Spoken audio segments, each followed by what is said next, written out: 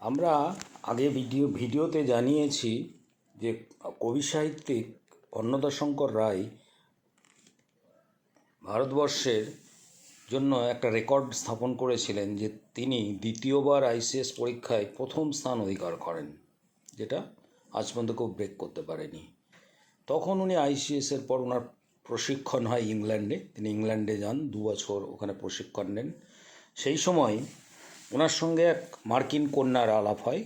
সেই মার্কিন কন্যার নাম হচ্ছে অ্যালিস ভার্জিনিয়া আর্নফোর্ড। এই মহিলাকেই, যাকে আমরা লীলা রায় হিসাবে জানি, লীলা রায় অনেক ইংরাজি বই থেকে ওটা বাংলা বই থেকে ওগুলো ইংরাজিতে অনুবাদ করেছিলেন।